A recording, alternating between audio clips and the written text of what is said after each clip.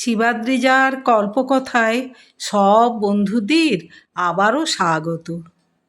বাড়িত বর্ষার প্রেম। বর্ষা বিহনে বাড়িত পারে না থাকতে অদেখা বর্ষণে।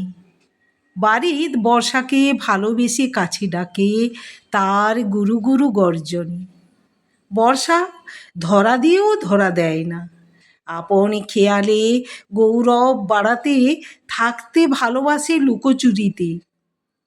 বারিদের অনুরাগ বদলে যায় দুরন্ত ক্রোধে, আকাশ পাতাল বিদীর্ণ করা ভয়ঙ্কর আওয়াজে।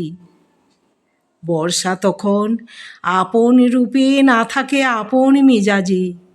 দিশেহারা প্রেম পাগলের বেশে বহুদূর হতে আসে সে ধাবনে, ঝাঁপিয়ে পড়ে বারিদের বিচলিত বুকে। তৃষ্ণার্ত বারিদের অস্থির বজ্রপাত ভরে ওঠে আত্মতৃপ্তিতে, বর্ষার শীতল কোমল ছোঁয়াতে। মনের সান্ত্বনাতে বোঝায়, তোমার অকাল আহ্বানে ধরা দিতে নেই যে আমায়। অমৌসুমিতে আমার আগমন ঘটায় কত বিচিত্র বিঘ্ন, সেই ধ্যান থাকে যে আমার ভাবনায়। তবুও তোমার অসময়ের এলোমেলো বাহানায় হারের মালা গলেতে ঝুলিয়ে বাড়ি পাতে ঝরে পড়ি অসীম ধরায়।